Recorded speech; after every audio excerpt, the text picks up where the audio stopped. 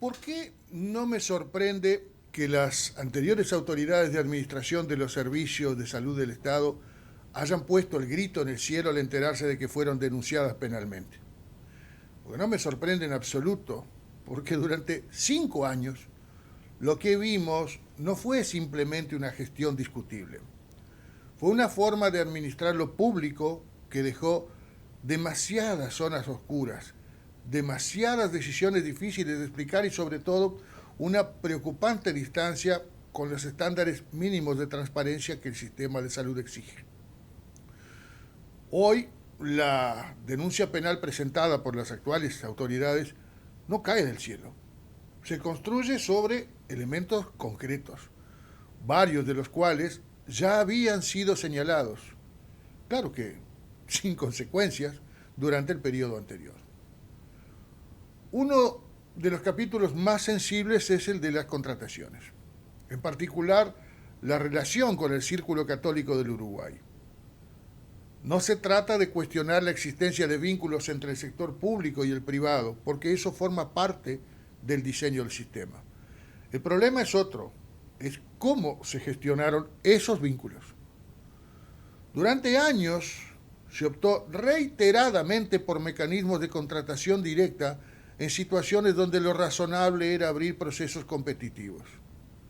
Y eso no es un detalle técnico, es la diferencia entre garantizar igualdad de condiciones o habilitar discrecionalidad. Y cuando esa discrecionalidad se vuelve sistemática, deja de ser una excepción para convertirse en método. La denuncia penal pone el foco justamente en eso, en la eventual utilización de procedimientos que se habrían pasado por alto los controles necesarios, favoreciendo determinadas contrataciones sin la necesaria y deseable transparencia. Y aquí aparece un elemento clave: las observaciones del Tribunal de Cuentas de la República, que no fueron aisladas ni menores, fueron reiteradas. Y lo más grave, en muchos casos no derivaron en correcciones de ningún tipo. Pero si hay un punto que concentra especial gravedad, es el caso de la empresa ITHG, vinculada al servicio de traslados del SAME 105.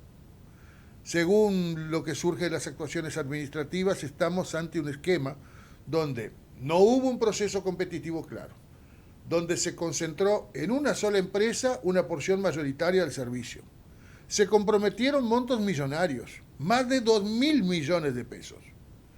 Y todo esto bajo un régimen observado reiteradamente por los órganos de Contralor.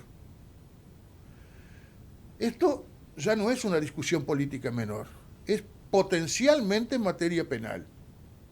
Porque cuando se manejan recursos públicos de esa magnitud, sin los debidos controles, la pregunta deja de ser política y pasa a ser netamente jurídica.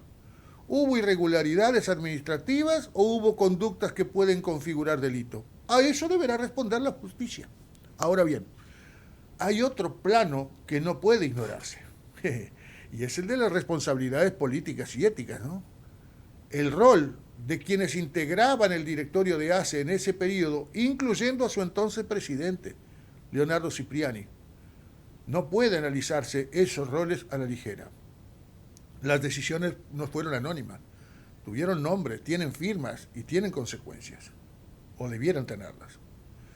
Y cuando además se observan trayectorias que conectan a jerarcas con instituciones que luego resultan beneficiadas por contrataciones relevantes, el problema no es solo legal, es de confianza pública, porque aunque no exista una ilegalidad comprobada, la sola apariencia de conflicto de interés debilita la credibilidad de todo el sistema.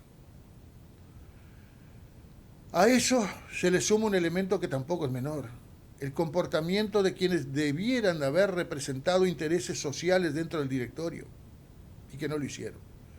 La distancia que tomaron respecto a las organizaciones que supuestamente debieran representar debilita aún más los mecanismos de control interno.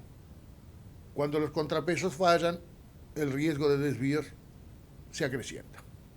A eso contribuyeron Natalia Pereira y Pablo Cabrera, que decían representar a usuarios y trabajadores respectivamente, cuando en realidad habían sido expulsados de sus organizaciones por actuar en contra de las decisiones de aquellas. Frente a todo esto, escuchar hoy hablar de persecución política resulta como mínimo apresurado, porque hay algo básico que conviene recordar. En un Estado de Derecho, las denuncias no condenan, las denuncias abren procesos. Y son los procesos los que determinan responsabilidades. Decir que se enteraron por la prensa tampoco resiste demasiado análisis, porque las denuncias penales no se notifican previamente a los denunciados como cortesía. Pretender eso es desconocer o querer desconocer el funcionamiento más elemental del sistema judicial. La pregunta de fondo entonces no es si hubo sorpresa. La pregunta es otra. ¿Pueden las anteriores autoridades explicar con datos claros y verificables que todas esas decisiones se tomaron conforme a derecho y en defensa del interés público? Y bien, si la respuesta es sí, tendrán la oportunidad de demostrarlo.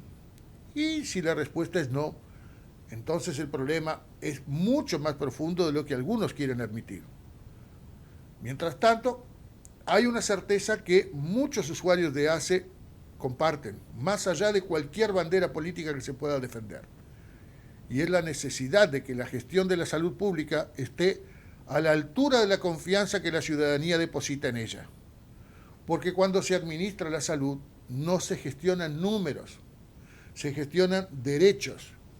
Y con los derechos no debería haber margen para la opacidad. Amigos, soy Juan Antonio Pereira y es un placer ingresar a vuestros hogares como cada miércoles y viernes, pasaditas las 20:30 horas y hasta las 22:30, para conducir esto que dimos en llamar El Biombo de la Abuela aquí en la 91.3 Equidad FM, o para quienes nos escuchan a través de internet, equidadradio.com. Recuerden también que tenemos nuestras aplicaciones, tanto para dispositivos iOS como Android. En ambas tiendas estamos.